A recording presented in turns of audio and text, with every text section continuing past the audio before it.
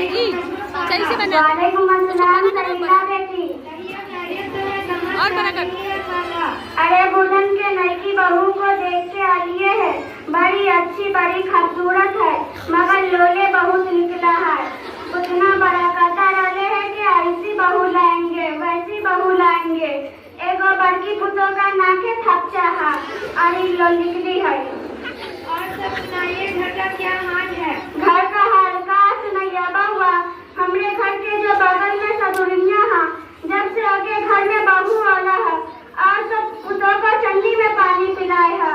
रात दिन बहू को शराब गुलाब गाली गप्ता करती रहा है। इतना न चिल्लावा है कि पूरा मोहल्ला गनगना जा है।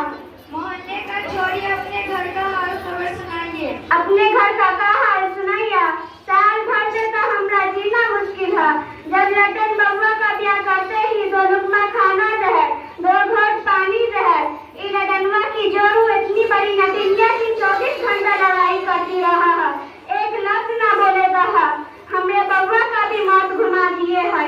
पहले वही बउआ हर रोज फोन करता रहा, अम्मा आप कैसी है, किसी चीज की तो कमी नहीं। अब का महीना बीत जहा मगर एक दफा न पूछा है कि हमरा अम्मा कैसी है। अरे खाला, सबके घर का यही हाल है। खुद हमारे घर में हमारी भाभी सिठानी बनी बैठी रहती है।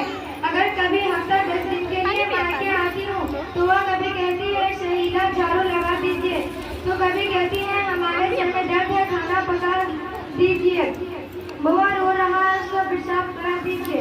मेरी तो किस्मत और जल गई। मायके आऊँ तो भाभी से परेशान और ससुराल रहती हूँ तो नैन सर पे सवार। बात बात पर नाक भौं चढ़ा लेती है।